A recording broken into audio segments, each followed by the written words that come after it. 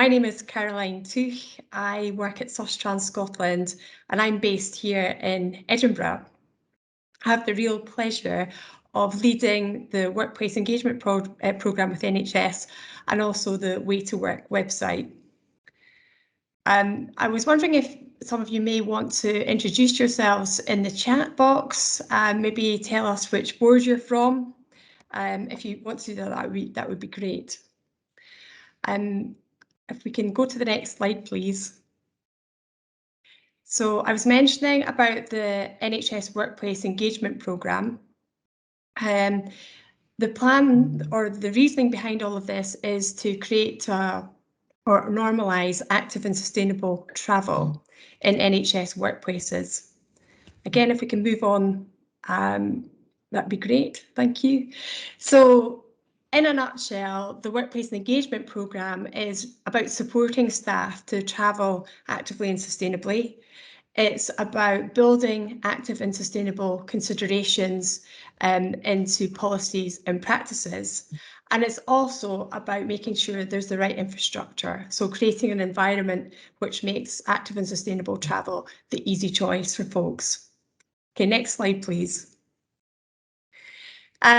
We're currently working with 5 boards within the Workplace Engagement Programme.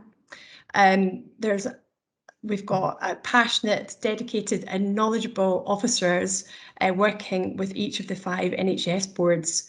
What we do is we tailor our approach to each board. So it's a case of initially doing audits and surveys and such like to work out where the NHS board is at and very much taking their lead in regarding the sort of next steps. We also work initially with a handful of engaged sites. So at the minute, our boards, we have our 2 pioneer boards, as I like to call them, Highland and NHS. So we're in our 5th year of working with them. So they have kindly shared lessons with Shetland. We're about to go into year 3 with Shetland. Lanarkshire has just turned 2, and we just started working with NHS Grampian earlier in the summer. The next slide, please. So why have we invited you to here today? Last year, when we went out we were considering expanding the workplace engagement programme. We're really oversubscribed. I think I've maybe met some of you in relation to that. I see some faces, which is great. But yeah, it was very oversubscribed. So we're really keen to share our learning with you, but it's very much a 2-way street. We'd love to hear what's happening in boards that we're not currently working with. It's taken us a bit of time to put this together because we've been really mindful of the significant pressures on yourselves within the NHS. There's a short poll at the end of the session, and this will help us gauge if there's appetite to meet up on a quarterly basis if you'll find this of assistance. Next slide, please. Okay, here's a quick rundown of the agenda. We'll have a how-to guide in relation to setting up pool e-bikes. That's obviously our headline.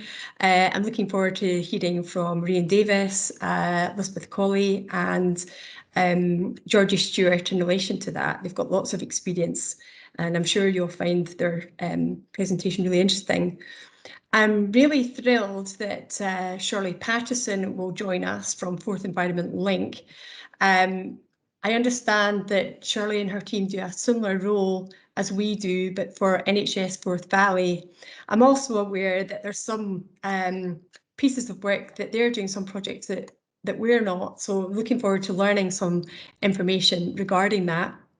It's also great that Yvonne Llewellyn from NHS Grampian will be joining us. So before we started officially working with NHS Grampian with the Workplace Engagement Programme, Yvonne and her team were doing work with the Spaces for People programme. She's put together a wonderful video, which I'm sure you'll find really interesting later on today. We're then going to have a short break, or a short active break, I should say. So Elizabeth Colley, looking forward to you leading us on that. We'll then hear from my colleague Kate Lessinger. She's going to tell us a little bit about Way to Work, and the importance of that is there's lots of resources there which you may or may not find helpful. Hopefully you will find them helpful.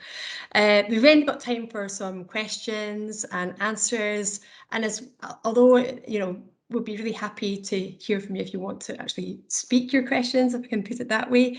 But alternatively, if you want to put questions in the chat throughout the session, please feel free to do that. We'll then finish up very briefly with a poll to consider what next steps may look like. So without I'm conscious it's a packed agenda. I'd invite all our speakers to try and stick to time as much as possible. And it's without any further ado, I'm going to hand over to Rhian and Elizabeth. Thank you very much.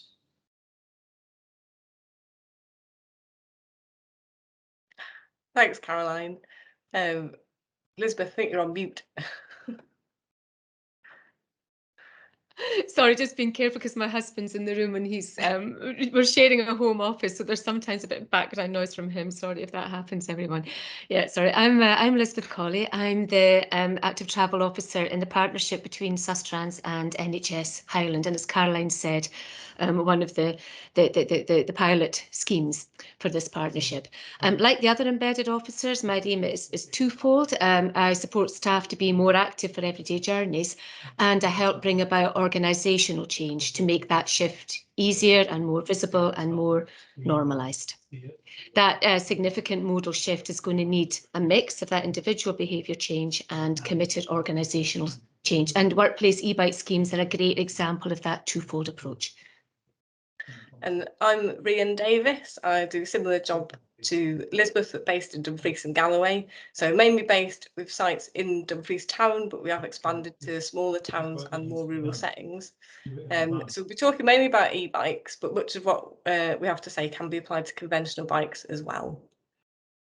Next slide, please. So some things to think about before starting. Will you be setting targets such as e-bike mileage, replacing car mileage, or even reduction in complaints about parking, or maybe improve staff fitness?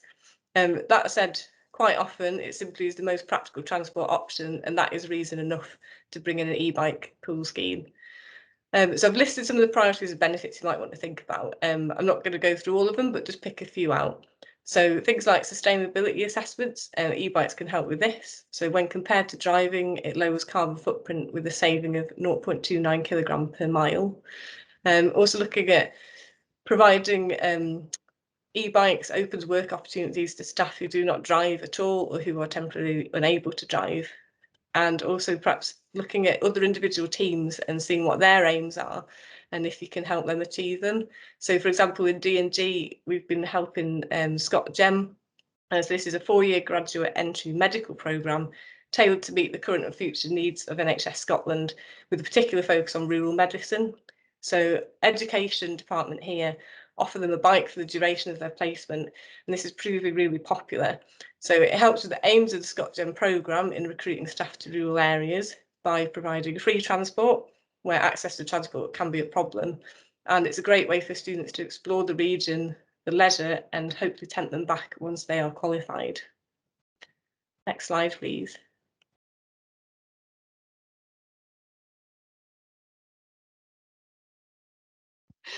Sorry, the muting. So yeah, before read this, a reality check. From the very outset, it is crucial to get clear and active buy-in from senior management. It needs to be in somebody's remit to own this and to be committed to making it a success. It'll take time, it'll take commitment, but if you want these e-bikes to be there for staff, that's what you're going to have to do. And there are also, there will be staff within the organisation who can help integrate and normalise this as well. So look for links to staff in places like building user groups or hospital management groups, staff in facilities, estates, travel and transport, or the vehicle fleet people, maybe occupational health or HR, any staff wellbeing group, or sustainability work that's going on. Think how the potential benefits of a pool e-bike scheme might meet the aims of these colleagues and other organisational targets and policies. So find friends and work with them. Next slide, please. So the very first questions to ask, question 1 is who will actually use the e-bikes? So the top line is, if there are no suitable journeys where the e-bikes won't be used, so you have to find these journeys. So the e-bikes need to be where they'll be most useful, ideally where staff make regular, predictable, unavoidable trips. So they're most beneficial for short journeys from sort of 1 to 4 miles, typically in towns. So can you find out if staff in your workplaces make these sort of trips by using either pool car data or expenses claims, or maybe just a survey? Look as well if there's a particular trip generated between 2 or 3 key sites. Are the departments where these sort of journeys are more common, for example, estates and community-based teams? And could you support an individual being assigned a bike, kind of like how people were got a lease or a company car? What our learning from this is that having a general purpose bike or bikes that are shared by a large number of staff isn't very tangible, so people forget that it's there. So having a bike assigned to a specific department is much better. And of course, take account of changing travel patterns. Non-clinical staff who might have used e-bikes to get to meetings are now working from home and using Teams a lot. Next slide, please. Yeah, so think about what we'll use it for. So a workplace e-bike could be used for commuting, work journeys, or both. Think carefully about what your guidelines will say and make sure staff know what constitutes appropriate use. For example, what will your policy be if staff feel they want to take the e-bike out to build confidence or to explore a particular route before committing to a work trip on it? And what about non-working kind of shopping or exercise trips at lunchtime? Basically, whatever you decide, check that this is okay with your insurance. One of the things that we found is that personal loans are really good at supporting business use. So explicitly allowing personal trips like shopping at lunchtime is very supportive and leads to a better uptake from the workplace. So we'd really recommend allowing this. We've also found that individual loans for commuting and leisure are a great way to change commuting travel behaviour. So I'm just going to go off on a bit of a 2-slide tangent about individual loans now. So as we've seen with the pandemic, there's been fewer work trips. And in terms of the hierarchy of travel, this is actually a good thing in terms of transport emissions. And what it did for us was actually free up a lot of the pool bikes, because some just weren't getting used to the same degree they were previously. And in addition to this, we bought 4 extra bikes with the idea that these would now be loaned to individuals to try on their commute. And as you can see, we found it to be really quite successful as an intervention, with nearly half of the people buying or planning to buy an e-bike after having the loan. So yeah, if you go to the next slide, rather than hear more from me, I'm hoping we'll be able to share a little video with you with one of the beneficiaries who took part. So yeah, Kate, if you can launch the video, that would be great.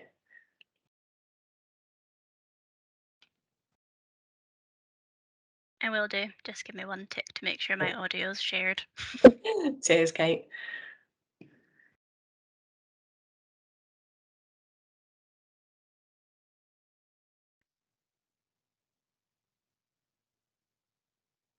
Well, let's meet a couple of Scottish NHS workers who are also active commuters. So I'm Cher Dugan, maternity care assistant working in Dumfries in the community within a midwifery team. My work is quite near. By car it would take me about 15 minutes. I can get to work now on my bike 7 minutes, and because it's all downhill coming home it takes me about 4. And it's great because you can enjoy the environment, it helps you to de-stress after work, it's really good. I had open heart surgery 2 years ago, so cycling is one of the ways that I used to get fit. I do walking on a regular basis and I also go to racquetball. So I'm not an over-exerciser, but I have gentle exercise which I like.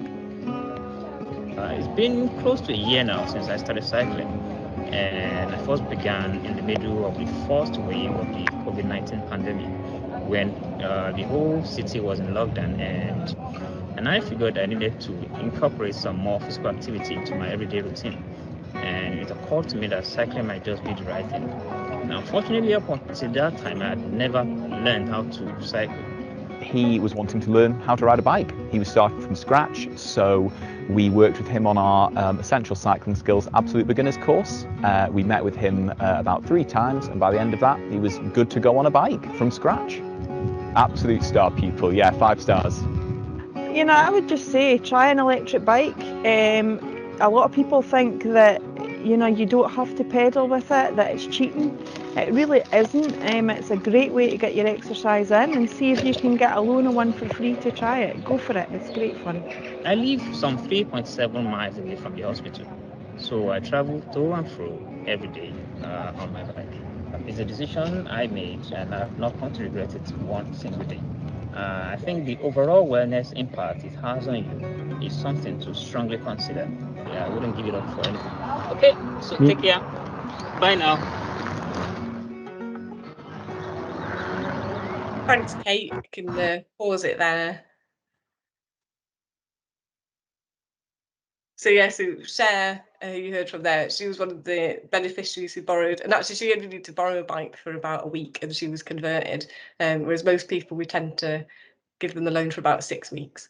But yes, we'll go back to the main topic. So thinking about those first questions when setting up a bike fleet. Yeah, just echoing Ray's experience, we've also been lending out bikes for longer periods, and lots of people go on to buy one, sometimes within a week, which is great. Yeah. So then, who will be there day to day to look after the e-bikes after the initial setting up? After you've got everything in place, there are various tasks involved, and none of them are very time consuming, but they all need to be done. Depending on your board and your setup, your fleet might be able to just incorporate e-bikes into their fleet. That would be ideal. But if not, or depending if you're a multi-site organisation or whatever, you'll need someone who can look after the e-bikes on site. So that can be things like, you know, obviously promotion, support, personal contact. It's about regular, low-key, cheerful conversations, being a point of contact. Delivering inductions. So this could happen in person, especially if the user isn't very confident. But COVID led Ryan and me both to shifting to online inductions. And we've got resources to support that, which are available through Way to Work.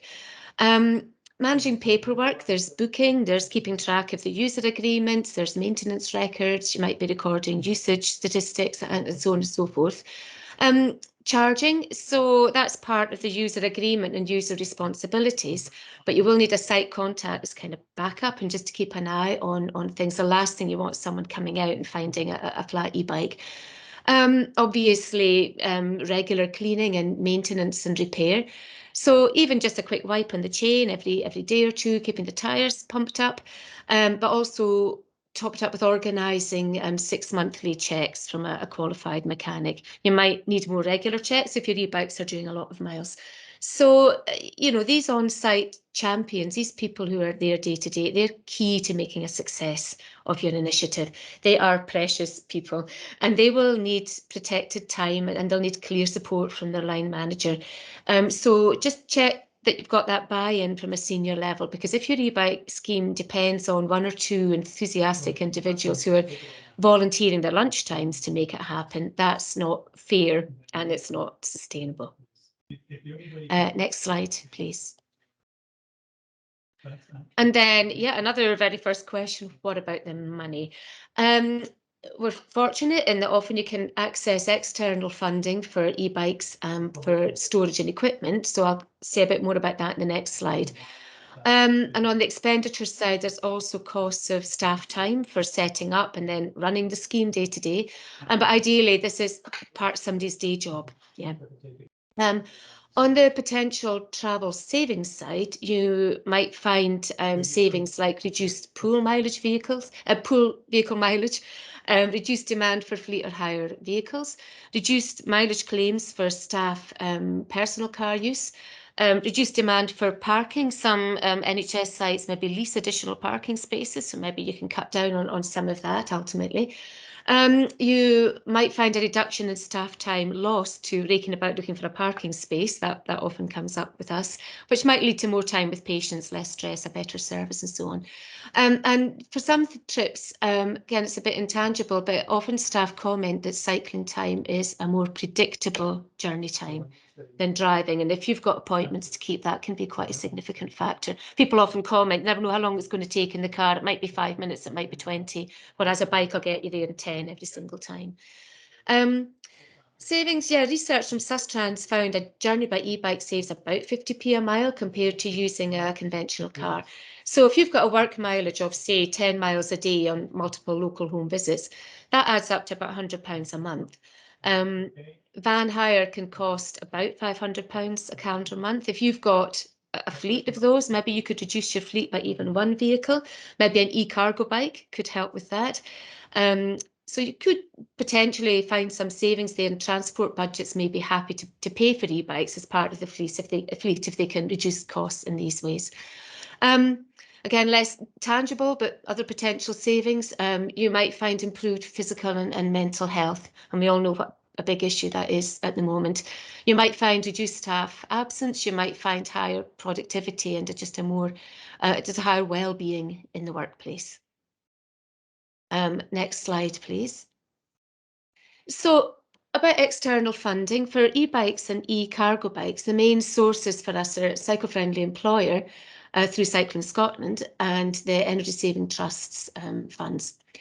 The latest advice from Cycling Scotland on this is generally we can fund small numbers of pool e-bikes, usually up to about 4, through the Cycle-Friendly Employer. If you want more e-bikes than that, or an e-cargo bike or trike, they suggest going through Energy Saving Trust e-bike grant fund, but they also want to know what interest there is. So if you are making an application to the Cycle-Friendly Employer Development Fund, they'll pass that on to the Energy Saving Trust. Basically, they work together to keep track of demand. And then for other facilities that you'll need, like secure storage or maybe more and bigger staff lockers or changing facilities, the Cycle-Friendly Employer Development Fund will cover all of that. And the Cycle-Friendly Employer Fund runs twice a year in spring and in autumn. The Energy Saving Trust Fund has regular opportunities as well. So Way to Work is the place to look for updates and opportunities.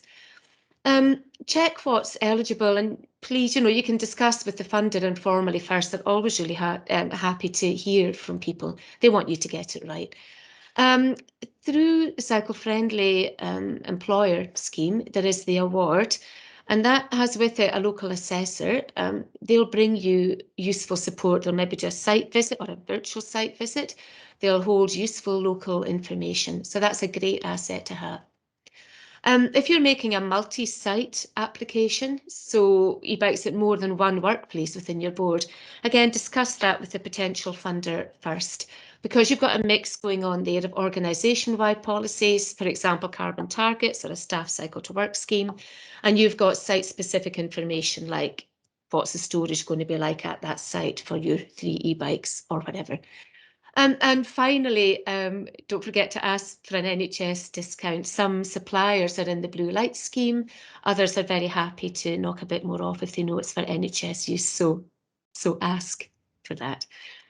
And next slide, please. Yeah, and what about coronavirus? So with a shared resource, so the first thing to say is that cycling is a great way to support staff health and well-being, and all the evidence is it's a very safe form of transport from the COVID point of view.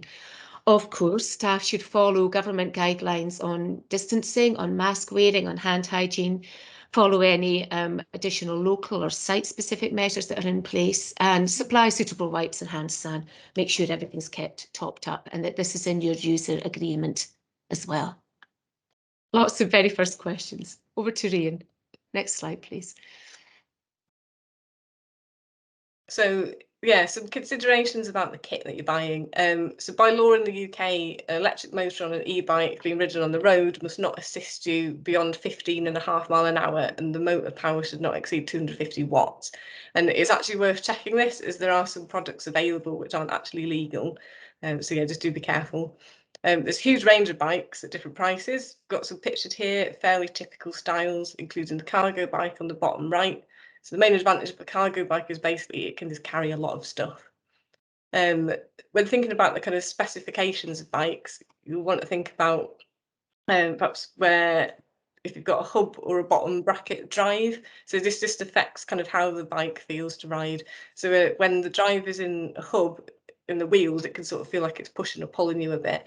But in the bottom bracket, it's kind of a bit more of an intuitive riding experience. So that's something to consider. Also, can the battery be removed? Basically, if you're keeping the bike outside, you're going to want to bring the battery in to charge it, so make sure you can actually take it off the bike. And then looking at styles, the step-through style, like at the top left, that's generally more accessible for people with a range of mobility and different clothing, but some people don't necessarily like it.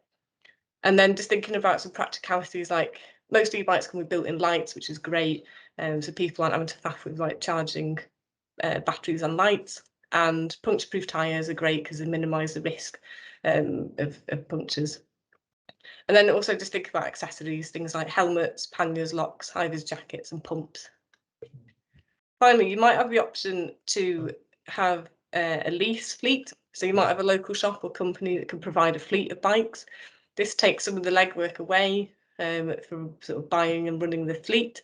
It may include things like maintenance and repair, insurance for the bikes themselves, and third-party liability cover, maybe even road rescue. And obviously, if the scheme doesn't work out, the lease can be ended and there's no need to dispose of bikes and equipment. However, leasing may work out more expensive than buying. Another advantage of buying is that if you've got multiple sites, you can decide exactly kind of what types of bikes you might want at different sites because there might be different requirements. And also, it can be easier to actually find the funding to kind of buy stuff, buy capital things. But make sure you think about also procuring a maintenance and repair package as well. Next slide, please. A word about storage. If you're very lucky, you might have secure indoor storage at your workplace to put the e-bike and accessories there, but it's more likely that you'll have to make some sort of provision outside. So how secure do you need it to be? Is your site well lit? Has it got CCTV? Is it in a high or a low risk area for theft, for vandalism? So yeah, take that into consideration. Logistics. So by that I mean things like, you know, keys and charging and stuff like that. If you've got an outside locker, where do the keys be stored? Maybe you want one with a staff card to access it. Maybe there's keys in a key safe in the foyer of the building or behind reception. You need to just find what suits your workplace and take into consideration if you've got staff returning the e-bike outside office hours. So can they put keys through a letterbox or is it a key safe? How will they put the battery on charge if they're coming back at 6 o'clock and it's booked out again for 9 o'clock tomorrow morning? Yeah. Just on the side, don't, generally speaking, worry too much about supplying power and the storage to charge the batteries there. It's easy just to take a battery inside and charge it inside. And again, in the winter, it's warm and dry. There's good ventilation, so the battery will keep its condition well there. Capacity, obviously. How many e-bikes do you need it to hold? If you're getting a cargo bike, they're a bit bigger, so measure very carefully. Having plenty space for accessories and maybe some cleaning kit or a pump or staff's personal waterproofs and things like that, that's really, really helpful. So spacious is good, shelves and hooks, that sort of thing.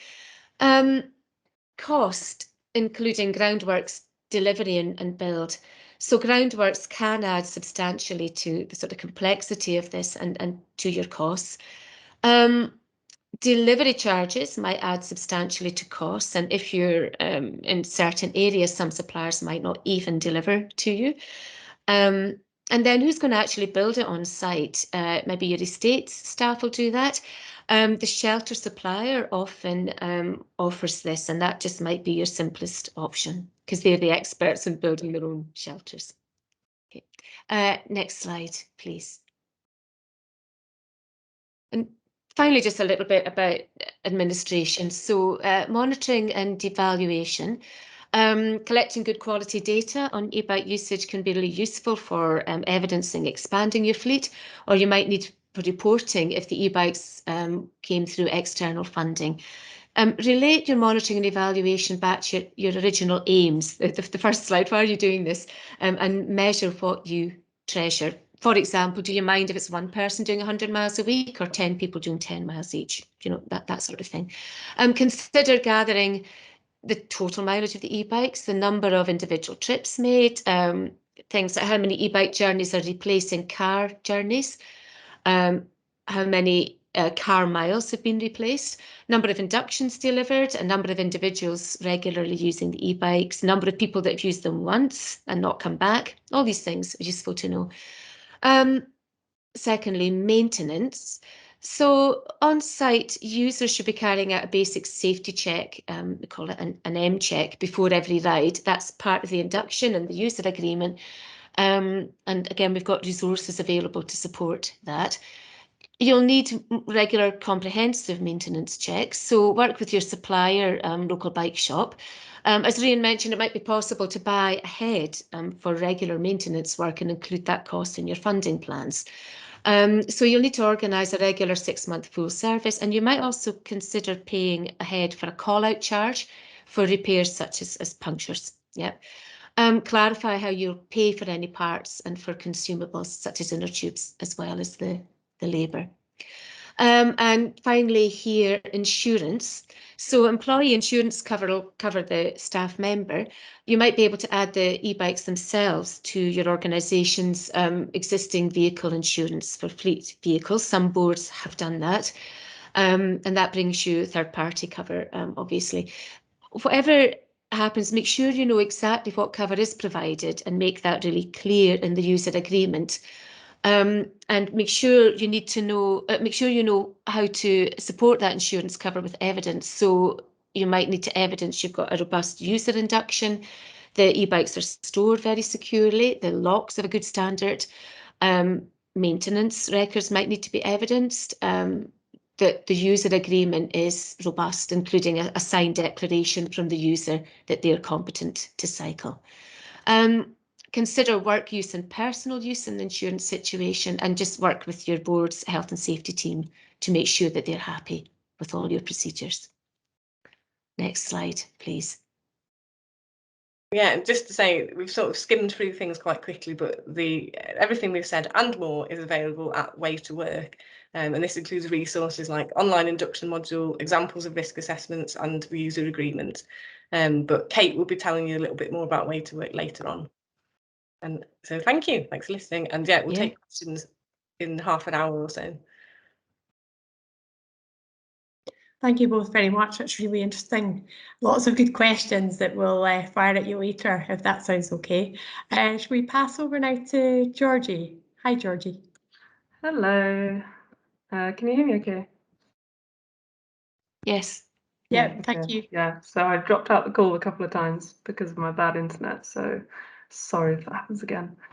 So I'm Georgie, I'm the embedded officer in NHS Lanarkshire.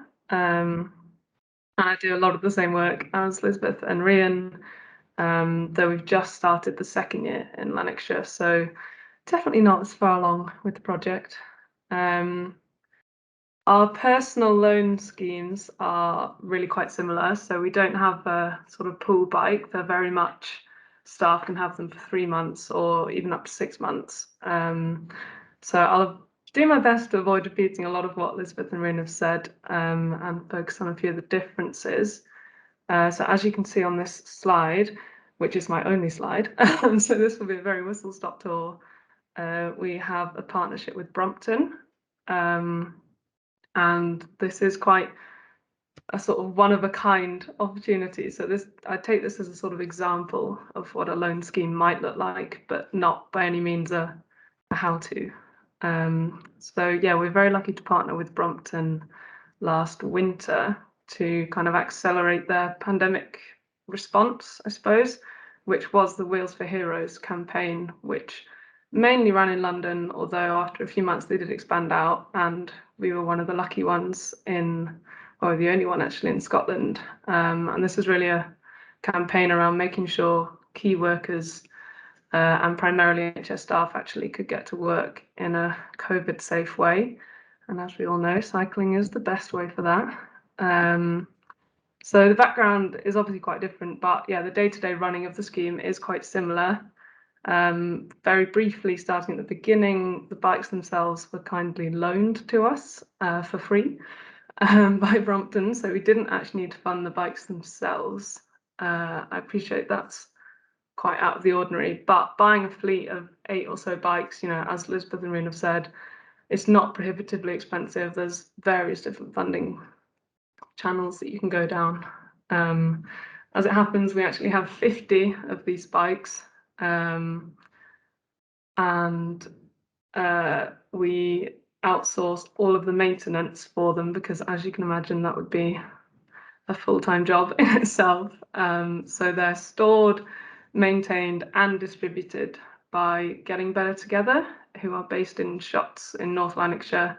They're a charity who do tons of work in the local community, and that just happens to include a lot of active travel projects. So they very much have the know-how to fix any issues, and they also offer training as well if people want it when they first sign up to pick up their bike. So yeah, because we have so many bikes, generally speaking, if someone has an issue, even as small as a puncture, they can actually just bring it in and swap it. So there's sort of no time where they won't have a bike, which is very handy for us and for them.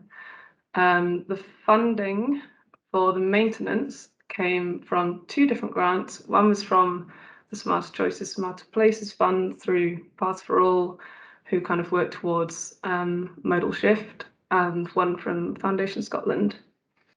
We've been up and running for about 7 months now, and so far around 30 bikes have gone out to staff who are using them for a whole range of journeys, including commuting, but also just running errands and exercise.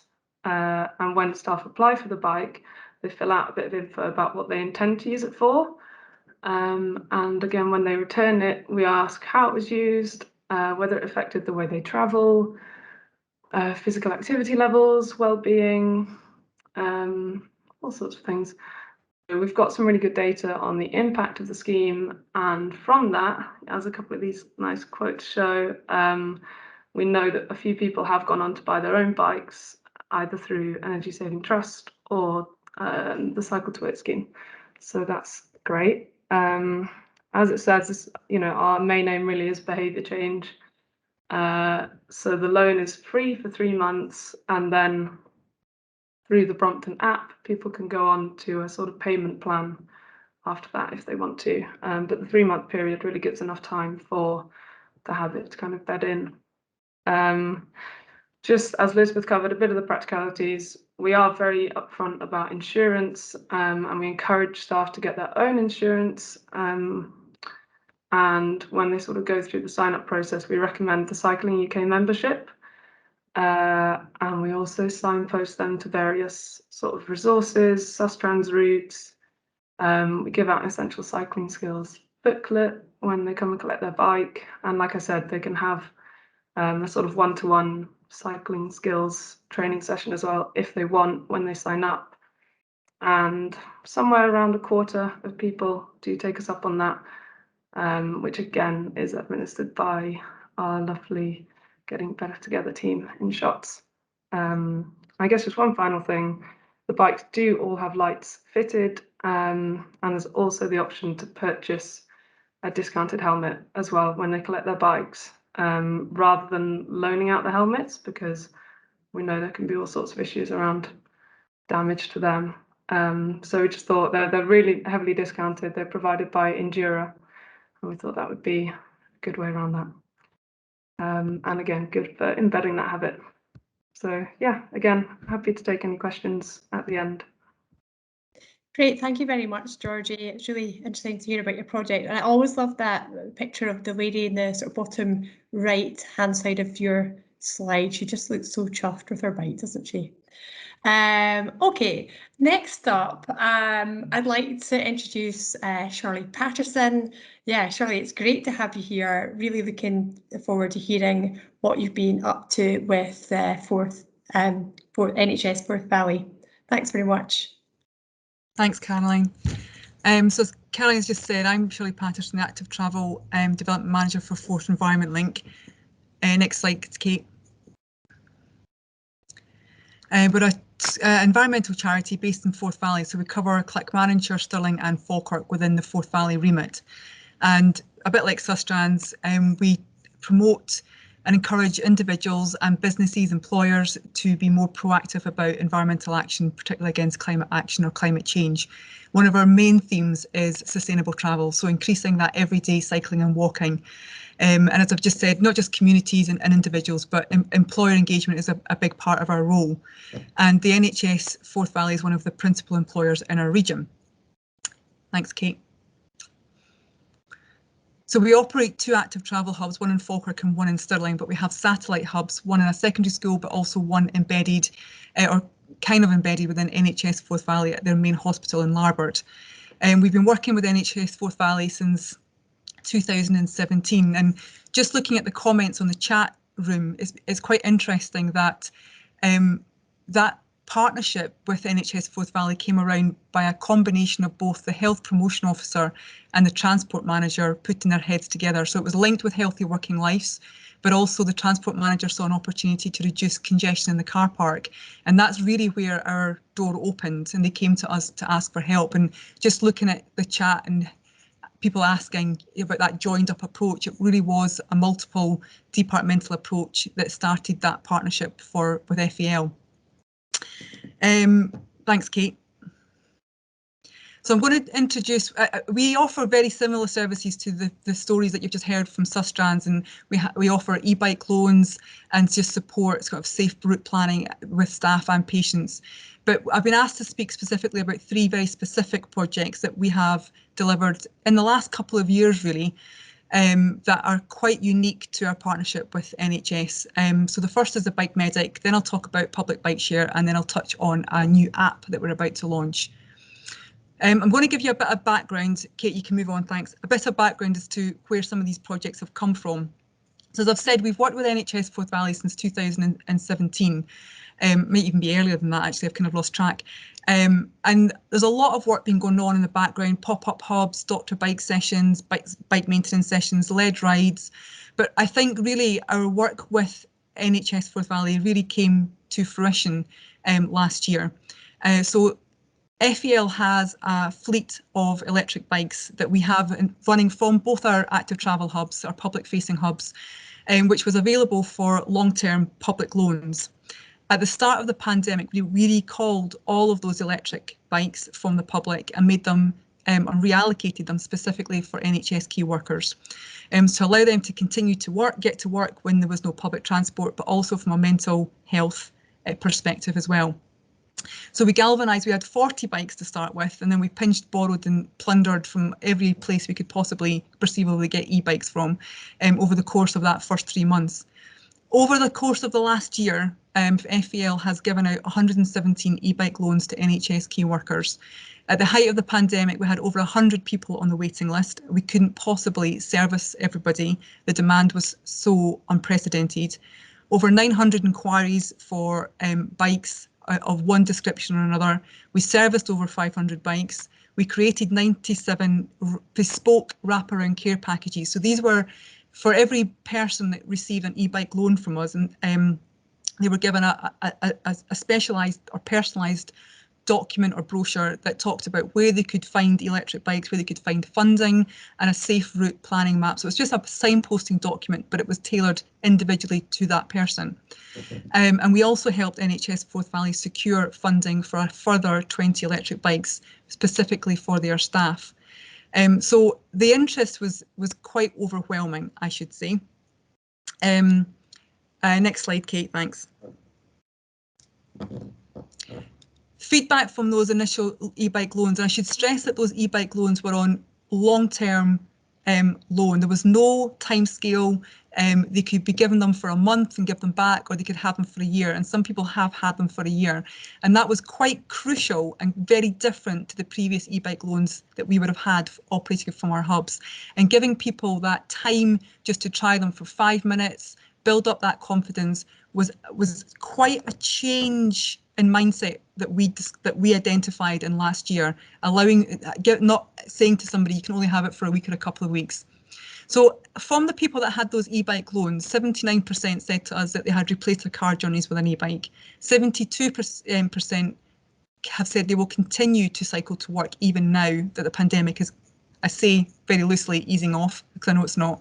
313 car journeys were replaced, and 20% of those e-bike loanees then carried on to purchase their own electric bike.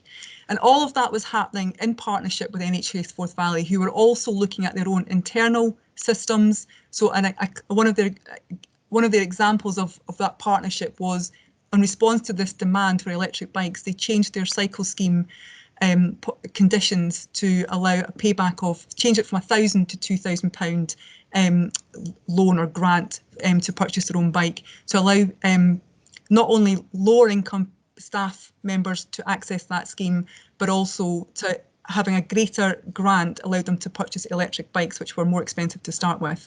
And again, they saw a surge in interest in applications for the cycle scheme. So it was all kind of coming together as a partnership, and we were meeting fortnightly at that point to make sure that that momentum carried on. Thanks, Kate. So as we approached September last year, we kind of realised we had to keep that momentum going, and we're acutely aware that as we approached autumn, that's when cycling started to drop off. Darker nights, bad weather, and we really didn't want people to stop cycling at that point. So what could we do to keep that confidence, to keep that momentum going? In September 2020, we launched with NHS Forth Valley the Bike Medic. So this was a free roadside rescue and repair service, which responded to commuters in commuting hours. So it was an on-call service between the hours of 7 and 9 in the morning and 4 and 7 o'clock at night. So we hired trained mechanics that were fully trained up in electric motors for bike motors, and we got ourselves a van that allowed us to put other tools and bikes in the back to repair them. And the Bike Medic call-out service, as it's like an AA, a car service. If a member of staff got into trouble on their commute, they would call us, we would go and collect the bike or repair the bike at the roadside.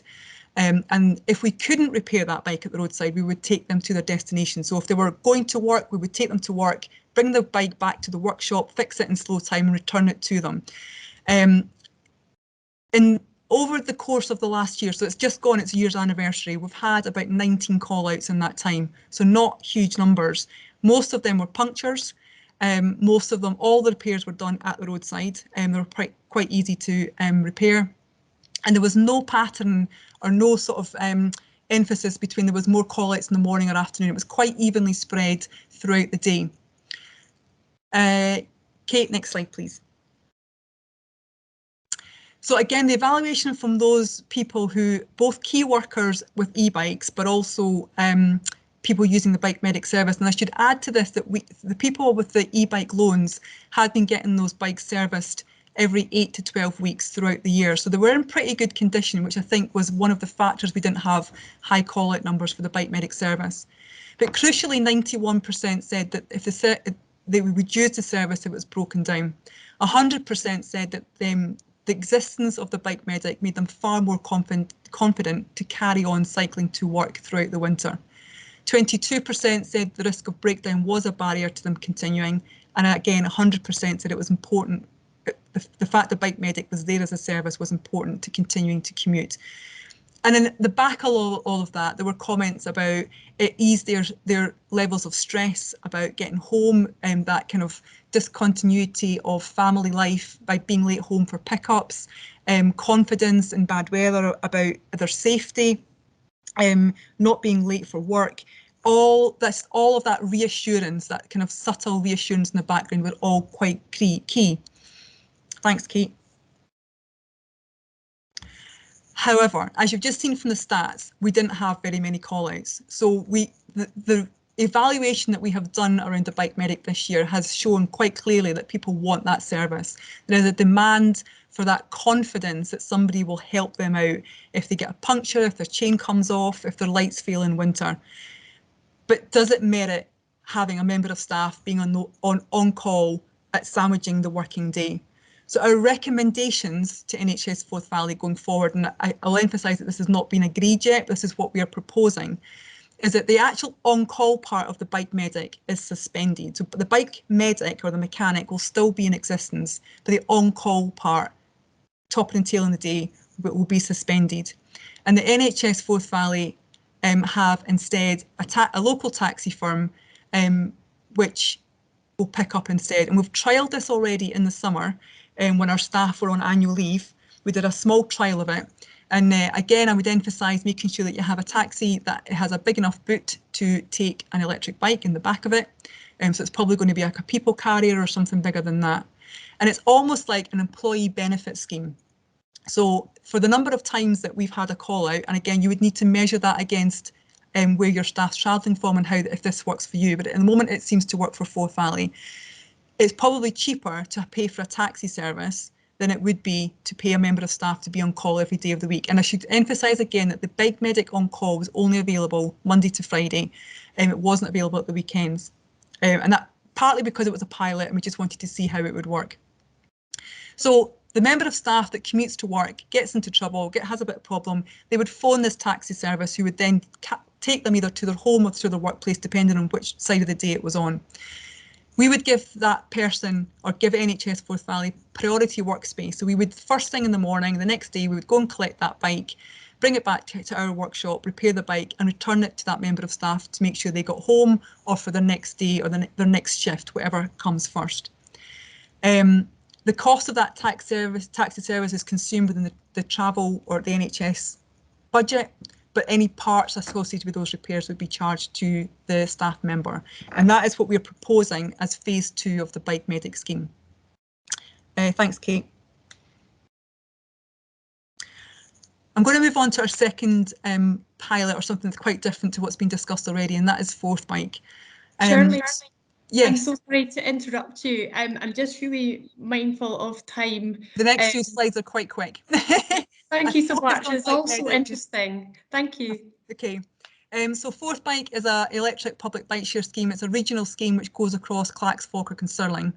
NHS Forth Valley has been crucial in that partnership, and 3 of the charging stations are at the entrances to their properties, as you can see on this picture. So they have access to 27 electric bikes at the moment, which augments the electric fleet that they also have access to. Next slide, Kate. We've got one virtual station which has just been created because we're getting more and more interest from satellite sites that want to join into that system to save staff sort of driving around a road when there's a little path that can connect. And during COVID, we offered 104 free annual membership passes to that public bike share scheme for NHS staff. Thanks, Kate. And the last project that I want to just flag up to you is the Couch to Cycle app. So again, on the back of the success of the electric bike, of the e-bike loans last year, and the interest and momentum that we had to commute to work on bicycle, we came up with the idea of having a Couch to Cycle app. So most of you will have heard about the Couch to 5K app for running, beginners running app. So it's mirrored and modelled very much on that. And again, it was to address those people who had not come to us and asked for an e-bike. How do we engage with those people who don't feel confident enough to cycle to work? So the Couch to Cycle app is a beginner's app, or for those returning to cycling for the first time in a long, long time. Next slide, Kate. It's an 8-week programme which goes through, builds people's time and confidence up. It has various skills and confidence tips within it, as you can see on the blue pictures on the right hand side. So how to move off, how to brake, and just as a very, very slow build up, and allows people to increase their distance over 8 weeks enough that hopefully they'll start to then think, oh, I could maybe do a one-way trip or even just go to the shops at lunchtime. This app we are hoping will be live on Google Store this week. So as of next week, you'll be able to download that and use that, or encourage your patients and staff and visitors to use that app as a way of an active travel sort of incentive. And then just, I've put this slide in because it was, again, as part of our evaluation last year, we were just curious as to where we were over the last few years with NHS. And a report that we had commissioned showed that for every £1 NHS Forth Valley committed to active travel and working with FAL, it actually levered an additional £8.50 in added value. So this was through additional grants that we were managed to match fund against. So the value for money in doing some of this work is quite phenomenal and actually has quite a massive impact. And the last slide, Kate, thanks. And just to finish off, what happens next? Because of the success of last year, we're now trying to create an ambassador programme. So NHS staff that have been recipients of an e-bike loan, we want them to be our champions in the hospital and speak in departments that we can't access. We're about to deliver 4 e-cargo bikes to GP surgeries out and about in the remote areas, predominantly for nurses and midwives to do their house calls. And I believe that NHS Forth Valley have also still got ideas about, again, changing and tweaking their cycle scheme payback periods so that it's even more accessible for lower pair bands. Plenty going on, but I'll leave it at that just now. Brilliant. Oh my goodness, so much good stuff happening there, Shirley. Lots of really nice comments about the app. I'm sure we're all looking forward to using that. Thanks again so much. Okay, next up, I'd like to welcome Yvonne Llewellyn from NHS Grampian. Hi, Yvonne. Are you wanting to start with your presentation or your film?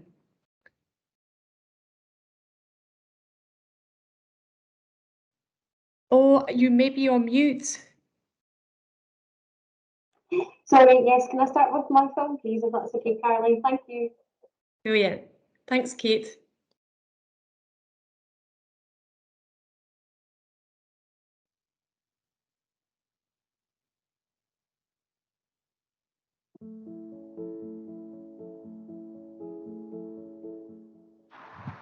The Spaces for People project is funded by the Scottish Government, and the aim of the project is to work in partnership with Sustrans for the NHS Grampian to deliver a project that provides spaces for people to walk, wheel and cycle to essential journeys such as GP practice appointments, hospital appointments and for staff to commute between sites.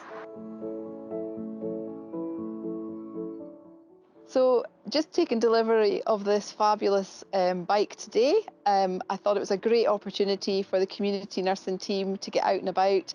We often have visits that just are short distances, and my team are really enthusiastic about having a new opportunity of transport. Great for mental well-being as well as physical wellness.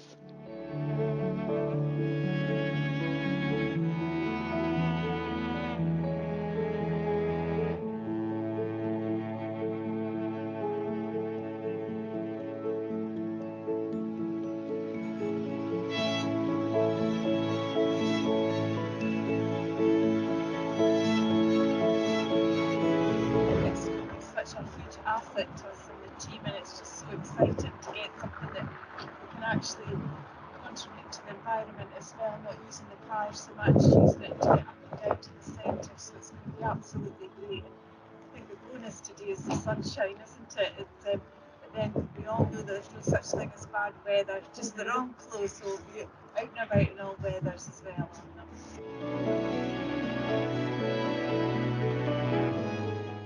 Thank you, Sustrans. Thank you, Spaces for People.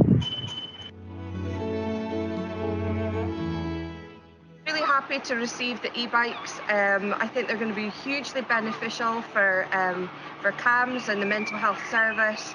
Really helpful for the staff to be able to use the bikes for moving between buildings, for work, but also to really help them decompress, go out for lunch, for breaks, to take some time away from the office with their colleagues, to be able to do some exercise and just to really have that opportunity to move away from the building, but also to move between sites for work purposes.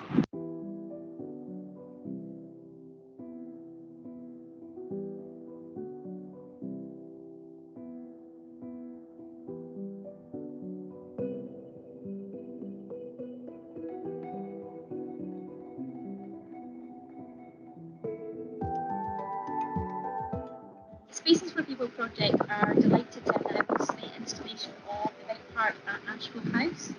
We will also have an installation at Bike Park B, East London, Cornhill Hospital, a bike park at Bankery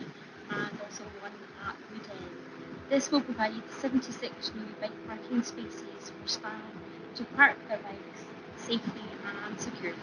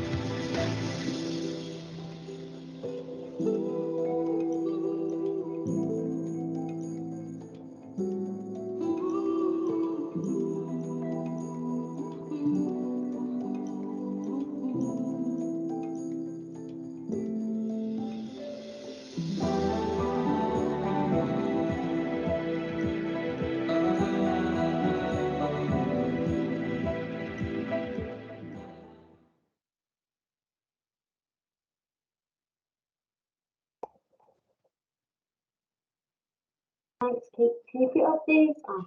thank you. Okay, folks, so that's just a little video of what we did in NHS Grampian. We're very fortunate to get spaces for people funding. And working with the Sustrans team, they allowed us to change from temporary to permanent for the project, which really allowed us to do everything which is in that video. So we've been extremely lucky to be able to benefit from that. And you'll see we've got two bike parks on the ERI site and one in Cornhill. So I wanted to share the video with you first of all, and also provide some of the comments that we've got back. So from the CAMS fleet, there's a doctor who's been working between Orkney and Aberdeen, and he found it really useful using the e-bike to find out how to get around the city. And also he never used a car or a bus during that time. He just used the e-bike and got to know the area, and also helped him integrate within the team. I've also learned yesterday as well that it's having an impact on the recruitment for CAMS as well. So people are aware that they can use the e-bikes, so it's making a huge difference. And it's also allowing staff to be able to have a bit of headspace with being so busy over the last 18 months. So having the bikes close to hand means they can go out at lunchtime, and they can also go and do short visits for appointments. Can you put the next slide, please?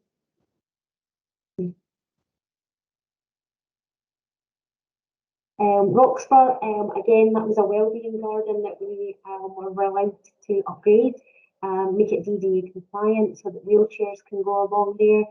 So that was a big improvement for patients, staff, and also the community. And it meant that we had DDA compliant benches for people to have a space to sit with 2 metre distance and sit outside and have a cup of coffee. So that has really made quite a difference to Roxburgh, and they're very grateful for being able to include them in the project as well. Next slide, please. Some feedback. I'm working on the feedback at the moment, but the feedback for the AMI bike parks is it added extra level of security. You know, that their bike is safe during the shift. We were finding that during the pandemic, a lot of nurses were coming out and their bikes had been stolen, unfortunately. So coming out on a 12-hour shift and their bikes had gone. So that's really made quite a difference. And it's a keypad and also a swipe for people to be able to get their bikes away. And it's also undercover. It's also safe and it's also lit as well. That was really important because it gets very dark up here. Really to make sure that it was an accessible bike park for everybody, that they felt safe going in at night as well. Next slide, please. And finally, I thought I'd put this in as well. I did use social media quite a lot, and I went back to the social media communications team, and they came back with the figures, and it really does make a difference using social media. And and putting out there what's happening with your project. So at pre-launch, we had about 4,000 people that were interested. And then the launch of the bike parks, we had about 9,000. And we've got lovely Katrina as well. She started in July, so we put her as the new engagement officer, and she got 7,000 as well. So you know, it shows the difference of putting people in pictures as well. And then we also put the promotion of the bike parks. The bike and the bike park itself is about 5,000. So it's really just trying to reach people, make people aware of the project, and also doing that mindfully as well during a pandemic. Wasn't an easy process because there was more of a priority of people getting COVID vaccinations at that time. So I was quite mindful of when to put them out and when was appropriate to put them out. I've got an excellent team up here, the communications and sustainability team. So really partnership working was really key to doing the social media promotion and also working with Sustrans as well. Just really fortunate to get the funding and also being able to do it at a time when it was really particularly busy for staff. We had the biggest vaccination programme in history as I was starting the project, and also went into lockdown. So there was a lot of challenges that came along with it. But because of the amazing staff that work in NHS and being able to work in partnership, we've managed to achieve something particularly special. Oh, brilliant, Yvonne. Thank you so much for sharing what you've been up to. I really enjoyed seeing with my own eyes what you've been up to when I was up in Aberdeen a couple of weeks ago. Really inspiring stuff. Thank you. Gosh, we've been hearing so much from everybody. We're running a little bit behind. So with your agreement, I think we'll just move on from the active break, and we'll just I'll hand over to Kate Lessinger. Some people were asking about resources and where we could find them, particularly in relation to the e-bike pools and such like. So yeah, Kate will show us more about that. Thank you, Kate. Hi everyone, can you hear me okay? Yeah, thank you. Brilliant. So yeah, we missed the active break, but I would encourage you all to have a little stretch. Lovely. So let me move on. Yep, my name's Kate. I'm the project officer for Way to Work Scotland, based within Sustrans.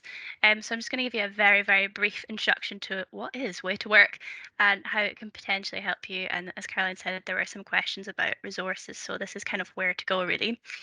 So we're a partnership of 15 different organisations across Scotland. That includes our funder, Transport Scotland. And together we kind of bring you the Way to Work website, which our kind of elevator pitch is. It's a one-stop shop for active and sustainable travel information for Scottish workplaces, like across sectors.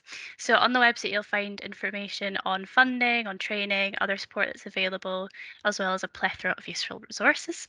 We also host events. We hosted an event this month, a webinar on the climate emergency and transport, how workplaces can be part of the solution, which was a roaring success, and you can watch the recording. On the website, we had it was introduced by the Minister for Active Travel, which was very exciting. So our vision is really to make it an essential tool to support and encourage action across workplaces. So I'm just going to give you a very quick tour of the site, or just show you it basically, so we don't have much time. So this is the website. I'm hoping you can all see this. So for example, if you wanted to follow up on something that we heard earlier about funding, you could go in here and have a look at what's all on offer for funding. I want to draw your attention to resources, which is currently up here, but it will be more obvious in due course as we kind of go about improving the website. So you can kind of click into various themes and resources here. I just want to finally draw your attention to this climate emergency page, which we worked on in tandem with the webinar that I mentioned. So you'll find a lot of information here, as well as our kind of pledge, which is our call to action for different organisations across Scotland to kind of take action on climate change by supporting and promoting active and sustainable travel. And the climate emergency webinar that I mentioned is in the resources here, just for you to have a look. I'll go back to my slides. Oh, that was very whistle stop. You can see all my notes, lovely. So yes, that was all I really had to say about that. You can have a look on the resources page, like Caroline mentions. Just to quickly add in that we will be attending as a partnership the Sustainability Action Conference in a couple of weeks' time. So if you are going there, we'll have a virtual exhibition space which you can visit and come and chat with me and other colleagues across the partnership. If you have any questions, we'll have some resources uploaded in the virtual exhibition space as well, which should be tailored to NHS Scotland staff. So hopefully see some of you there if you're attending. I was also asked to flag the Sustrans Workplace Journey Challenge, which starts in March next year. I know that sounds like ages away, but it's really not. Time flies when you're having fun, or not. And so this is free to take part in. So if you want to hear about that, I would encourage you to join the Way to Work mailing list by simply scanning this QR code on your phone. Isn't it lovely and exciting? And then you'll get information sent to you about that. You can also follow us on Twitter. It's all very fancy. And if you are on LinkedIn, why not give us a little professional follow on LinkedIn as well? That'd be lovely. And that's me. That was very quick, hopefully. Great, thank you so much, Kate. And we'll be sure to send you out the link to Way to Work, and so you can find all the resources and such like. But yeah, that was great. Thanks so much.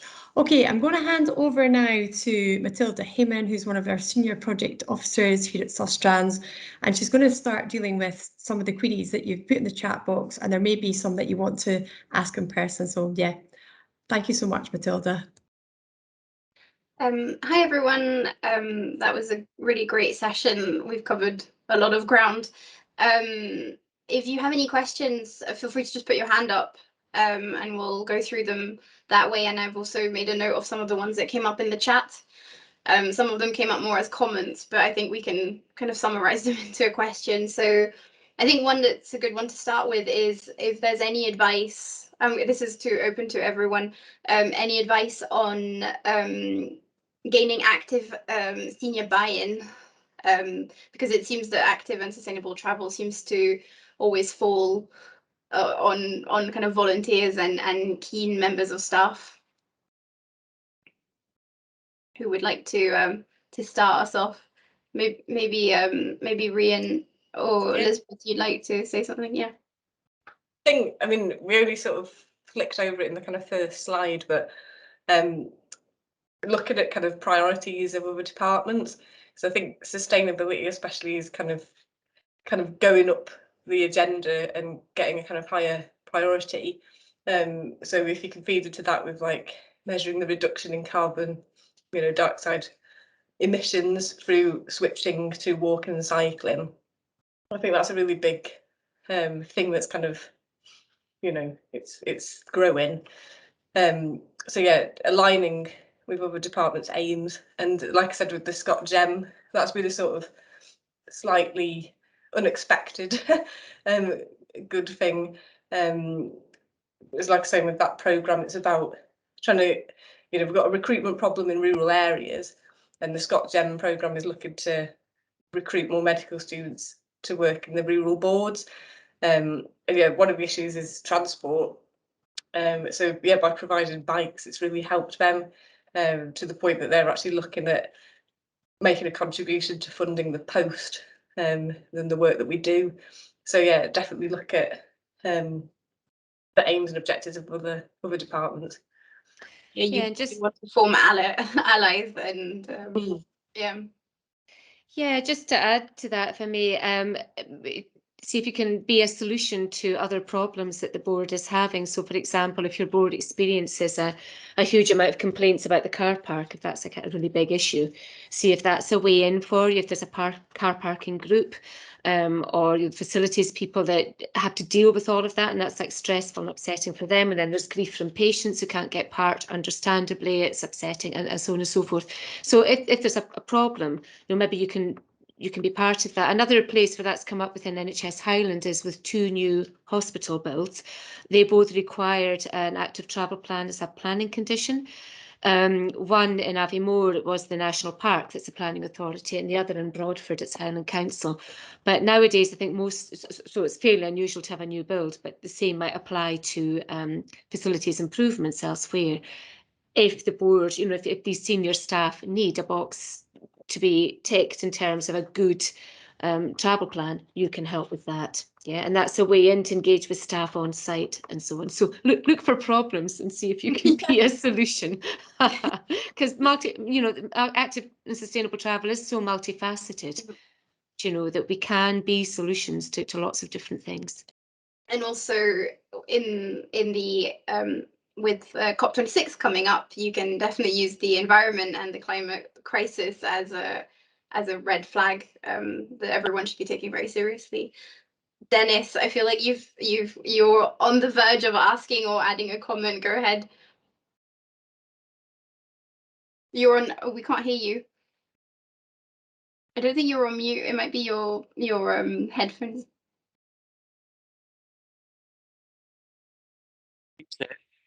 Oh, there we go. We've got you. Oh, got me now? Yep. Sorry about that. Hi, I'm from Greater Glasgow and Clyde.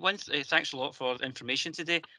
For the NHS boards, I don't know if it's relevant or not, but there is a travel group where all the boards come along to, are invited to. And if you're unsure of who may be the person for your board, please let me know and I'll try to find out. It was interesting, the one for Forth Valley, because Mark Krask from Forth Valley he leads the board, and Mark's very enthusiastic at putting information out there. So there is a board, whether a representative turns up or not, but there is a representation across all the boards to meet up from time to time, whether that's online or in face-to-face. So if you're unsure who your board representative is, please let me know. I'll try pointing you in the right direction. Dennis, does that include the non-regional boards? So ambulances and... I think these ones all come under the Health Facility Scotland group. So it was like, you probably know Marcus. So that group, it was chaired by HFS, and they had representation from each board. So that was this group's focus was active and sustainable travel, and to share best and good practice. So it's a good point for the different boards to maybe start in there. But if you're unsure who that person is, please let me know. I'll try to find out from the group list. That was all. Thanks. Thank you. That's really helpful. Elizabeth, you've got your hand up. Again, just in terms of finding friends who can influence direction of travel, one of the things happening within Highland, and I'm sure it's happening in other boards as well, is lots of staff within the NHS getting very involved with the sustainability debate.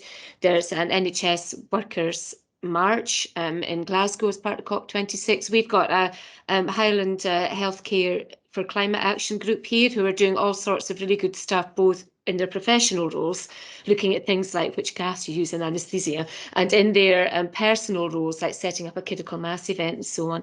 So maybe a staff active and sustainable travel group can be a voice. What we're finding is that, sometimes for facilities staff or other staff who are very hard pressed, how do you prioritise? And often I sometimes feel that, you can be labelled, oh, there's the hippie on the bike kind of thing, whereas if staff are coming forward with a clear voice saying, we need, this isn't enough, well, here's a good idea, then that is another line of engagement for you that can help. Thanks, Elizabeth. That's a really good point. There's a lot of friends out there and a lot of people, I think, willing to put in the time, even if it feels like hard work getting them on board, it's usually worth it in the end. Caroline, were you going to say something earlier, or did I imagine that? No, I was. Thanks, Matilda. Dennis, I was just curious when you were saying about the board the mechanism to share learning on transport in relation to the different boards. Because I wondered if going forward, if you've got something already, because we're going to suggest, about maybe having quarterly meetings in the same kind of format as we've had today, or if there's something existing, if we can be part of that. But yeah, No, that makes sense. I mean, I know that from previous meetings there have been sort of people who came along. Cycling Scotland came along and talked about the cycle to work scheme, cycle employee funding, and gave information out to staff. So I think to the group. So I think it's one that I could bear in mind. Happily pass it on to the next meeting. No, that would be great, just to be a little bit more connected up with that. Thanks, Dennis. I appreciate that. I'm looking. I see an email from Matilda and for another colleague about. I know that Marcus, who was from sustainability, was very active in promotion. He's moved on, but there are sort of different groups within the board. Sort of our group is still the same. Active travel. I think it's becoming a bit more focused. It used to cover logistics and fleet, so a lot of it was electric cars, how it became quite a big group. So it's trying to get a bit more focused now on active travel, sustainability, so that's sort of changing over the next wee while.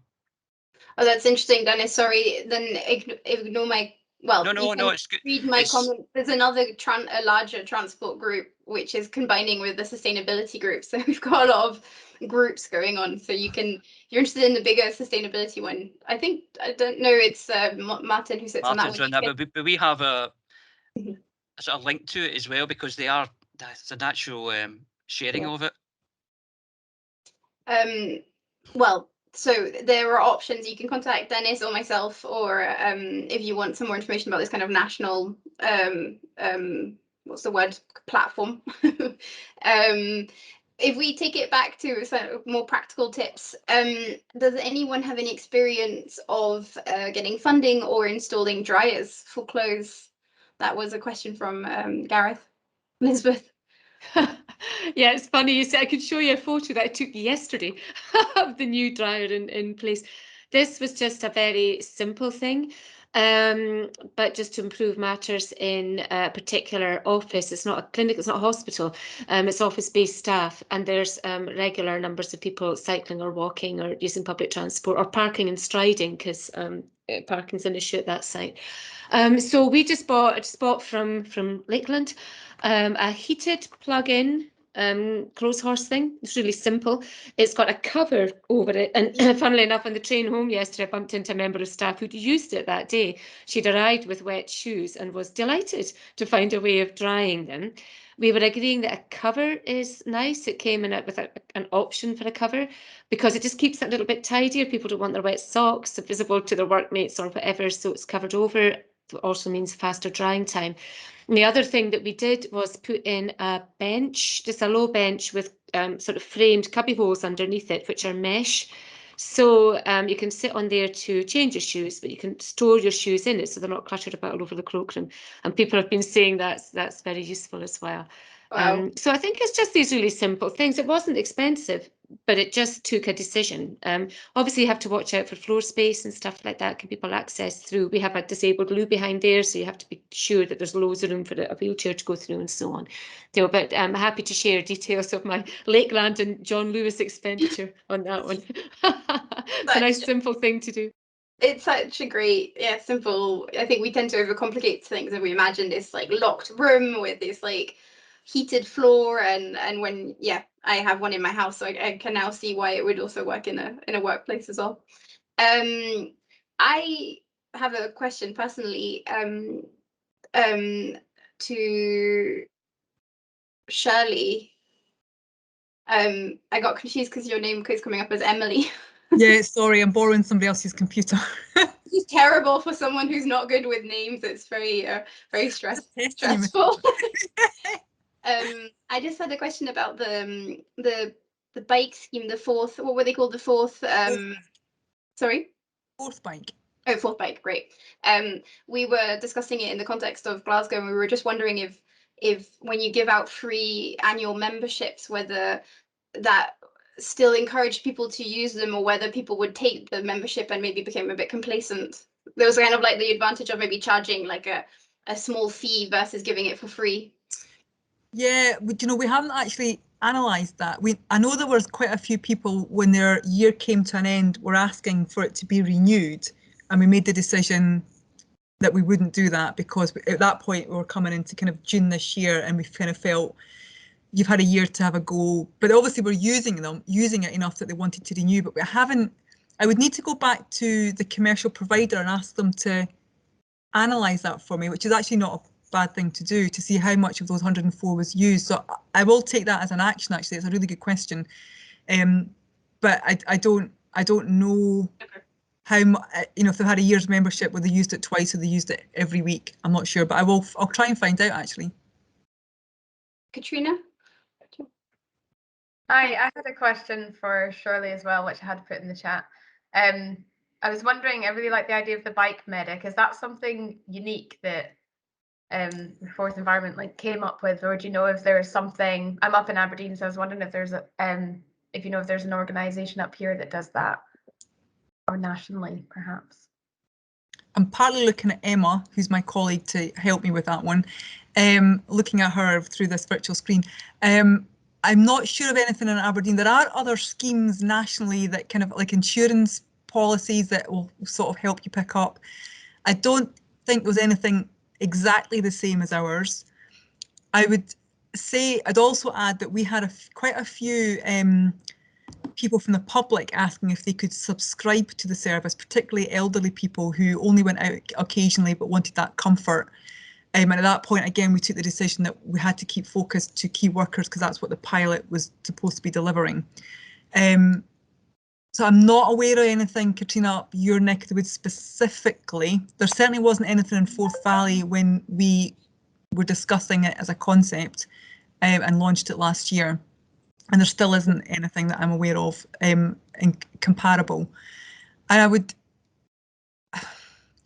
I would also just sort of say as a caveat as well, Forth Valley is quite a discrete region. So, you know, if we're based in Falkirk, we can get out to probably most places, apart from maybe the top northwest corner, which border like up by Crean-Larry, because we can get to most places within half an hour to 40 minutes. If you were to do a bigger region, so did you say you were Grampian? Yeah, so Yeah. well, yeah. I would be careful about what you're promising to rescue if you're in the remote areas of Grampian.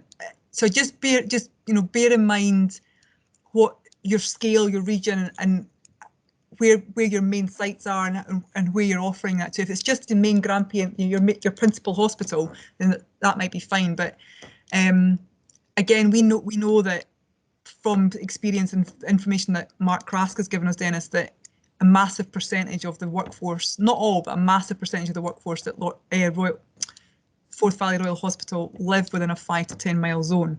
So, you know, we had a quite good catchment, but it is quite a discrete catchment as well. So succinctly, no, I don't know if there's anything up your neck of the woods. I would suspect not, because I think it is quite a unique thing, and it's quite hard commercially to make it work as well. Yeah, the taxi idea might be better for a bigger region. Thank you. No, thanks. That's a really good question. Gosh, I can't believe the time. We're at 4:29. It feels like the session's just flown by.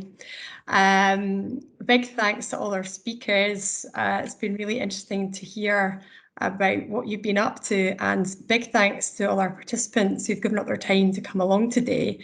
Just got a quick ask, if I may. So we're going to put up a little poll. We're just keen to find out if, you know, having a sort of quarterly session going forward, would that be helpful? And if it would be helpful, what would the themes be? What would you like us to concentrate on? So if you don't mind just answering these quick questions now, it's just 2 responses, that would be super.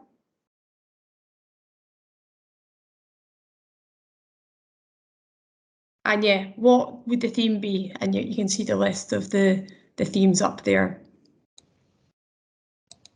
Thanks so much for taking the time to answer our questions. It's really helpful to us.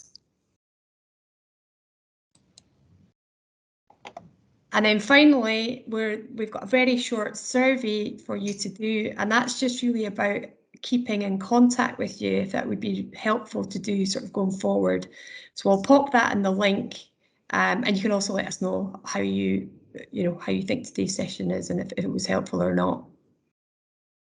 Okay, do you mind sharing that once you've finished the poll? lots of different bits and bobs on the go at the minute. Yeah, just share that in the chat. Hopefully everybody can see it. Thanks very much for sharing that, and thank you everybody for taking the time to just, I think it honestly just takes a minute to go through it. Okay, have we got a chance to see the results of the poll? Okay, can you keep me right with that? We should do. So I don't know if you can actually see these or if it's just me that can see. Yeah, I can see it in the chat. Okay, great. So it's 100% yes. Lovely. For the first question, and then for the question, what kind of session would be most useful? We've got 44% said engagement session, like staff travel planning, events, building a network. And then we had a tie between funding and strategy, and then followed by facilities. Also, if you have any other ideas for sessions, feel free to pop themes into the chat as well before you go. Brilliant. It sounds like sort of the themes, all the themes are of interest to folks. So I think what we'll undertake to do is to organise another session like this a few months hence, or maybe in 3 months' time, something like that. But in the meantime, if you've got any queries, any comments or anything like that, please do get in touch. But yeah, I just want to finish off again by saying huge thanks to you all today. It's been brilliant seeing you and just great to hear what's happening around the NHS. Thanks so much. Have a good afternoon. Thank you, folks.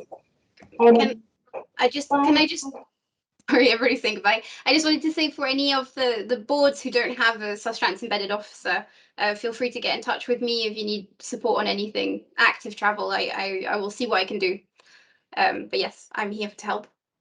Thanks, Matilda. I second that, folks. Matilda's excellent, so very helpful. Thanks, everyone. Okay. Thank Bye, you. everyone. Thanks a lot. Bye-bye. Bye.